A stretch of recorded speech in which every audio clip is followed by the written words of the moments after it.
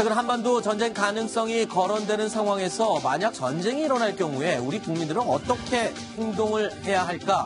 혹시 생각해 보셨습니까? 지금부터 전쟁 시 대피 요령에 대해서 한번 생각을 해봐야 할 것 같습니다. 오히려 괌에서는 괌 주민들은 미사일이 떨어졌을 경우에 어떻게 해야 한다 행동 수칙들이 전단으로 배포되고 있다고 하는데 정작 이 북한과 바로 코앞에 맞닥뜨려 있는 우리나라, 이 남한, 한국 사람들은 오히려 그런 거에 대해서 무감각한 것 같습니다. 일단은 괌 주민들에게 이게 뿌려졌다는 행동 수칙 어떤 내용이 담겨져 있습니까? 미국이라는 나라가 굉장히 시스템으로 움직이는 나라인데요. 네.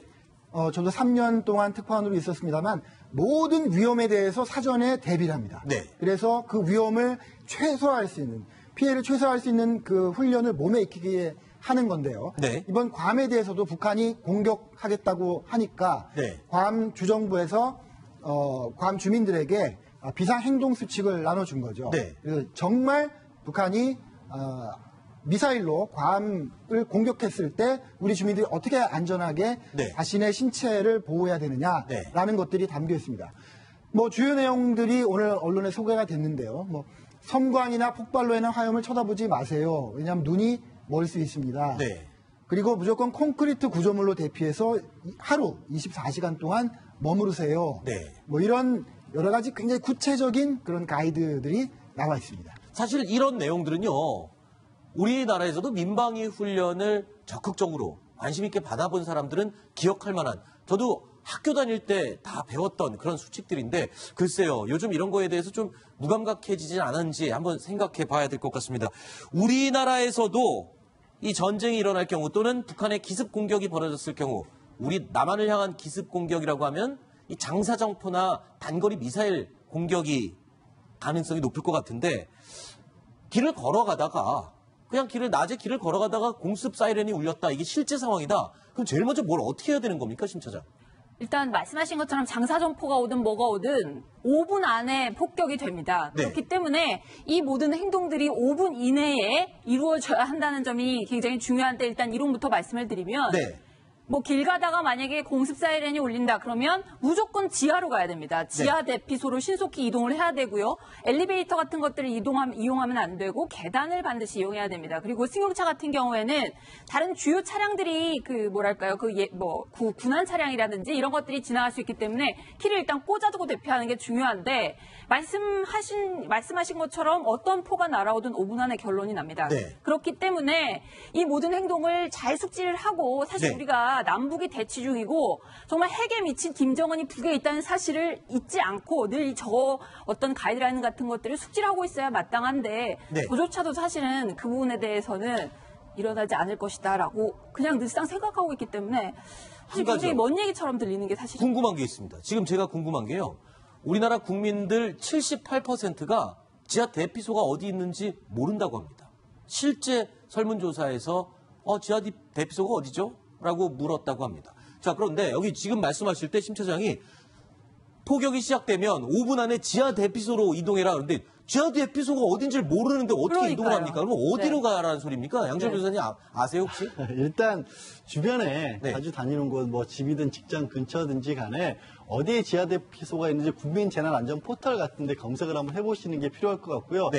근데 의외로 많은 데 있습니다. 왜 그러냐면 네. 대부분의 공식 지정 지하 대피소가 이 표시판이 붙어 있으면 대피소군요. 그러니까 저게 지하철역 입구잖아요. 네. 학교라든가 아파트라든가 공공기관 지하 주차장이 동시에 지하 대피소입니다. 네. 왜 그러냐면 콘크리트로 한 30cm 두께를 넘어가면 웬만한 장사정포 미사일 같은 경우에도 안전하다고 합니다. 일단은 1차적으로. 그렇기 때문에 사실은 주변에 많이 대피소가 있지만 관심을 안 기울이고 있기 때문에 모르신다는 거. 네. 그래서 자기 주변이나 집이나 학교 주변은 좀 파악을 해놓으실 필요가 있습니다. 하나 궁금한 거예요. 만약에 저런 대피소를 찾지 못한다. 근데 아파트 단지가 있다. 요즘은 아파트 지하 주차장이 지하 3층까지 있는 경우가 있잖아요. 이런 데로 뛰어 들어가도 그럼 대피소 충분히 역할을 합니다. 말씀드린 것처럼 30cm 콘크리트면 일단 네. 장사정포를 막을 수 있다고 합니다. 네. 아하.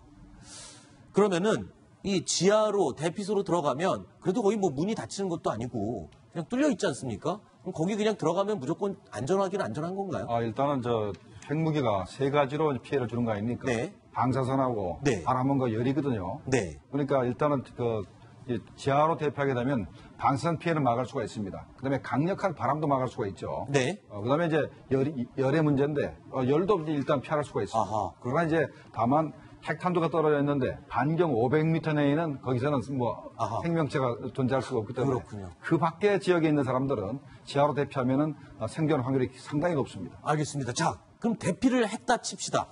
대피를 했으면 그 다음에는 뭐를 해야 됩니까? 이 다음에 1차로 대피를 하고 나서 그 다음에는 뭘 어떻게 하면 되는 겁니까? 아까도 말씀드렸지만 일단 지하로 대피를 하면 거기에 24시간 정도 머무르라는 거 아니겠습니까? 네. 그러면 일단 뭐 상황이 종료가 되고 하루 정도가 흐르면 네. 그때는 귀가를 할 수 있다는 거고요. 네. 그런 다음에 집이 안전하다면 네. 집에서 텔레비나 라디오로 이제 상황을 파악하고 네. 정부의 어떤 지침을 받고요. 네. 관수가 될 가능성에 대비해서 물도 좀 열어놓고 하는 여러 가지 또 이제 2차적인 가이드라인이 있는 것 같습니다. 네. 왜 24시간을 지하 시설에 머물라 그러냐면 네, 이유가 뭐죠? 이 공기 중에 이 방사선 낙진이 올라갔는데 네. 그게 계속 떨어지는데 그것이 다 떨어진 다음에 움직여야지 아. 낙진을 맞게 되면은 그 방사선 피폭과 거의 같습니다. 아. 그래서 아마 치명적인 그 피해를 보기 때문에 네. 24시간을 계속 머물렀다가 네. 낙진이 가라앉은 다음에 움직이라 이런 뜻입니다. 네. 아, 그게 낙진이 24시간 정도면 충분히 또 가라앉는군요.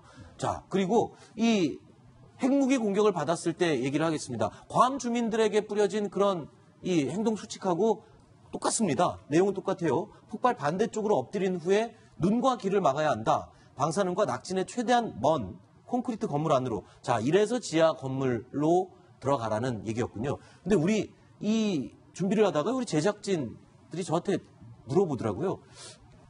엎드린 다음에 눈과 귀를 막는데 이 귀를 막으면 그 다음에 눈을 어떻게 막느냐고 그러는데 어떻게 막습니까? 눈을 다 가리라는 게 아니고 네. 폭발력에 의해서 눈알이 튀어나오니까 눈알 튀어나온 걸 막으라는 뜻이고 네. 또 고막이 터지니까 고막을 막는 어떻게 것이기 때문에 손으로? 능력껏 알아서 해야 됩니다. 이렇게 네. 하여간 이렇게 해서 눈알이 엄지손가락으로 막고요. 일단 하여간 되네요. 되고 안 된다 그러죠? 아, 아니 이렇게 하고서는 아니 귀를 그다음에 막고 눈알을 튀어나오지 않게 막아야 되니까 가능합니다. 가능합니다. 네, 4명 다 한번 해보시죠. 그러니까 이렇게요 연습을 해봐야 되는 거군요. 그러니까 엄지손가락으로 귀를 가리고 입을 벌려야 한다는. 입을 또 벌려야 되는군요. 입을 벌리라는 것은 내장이 파열되거나 막기 위해서. 일단은, 그렇군요.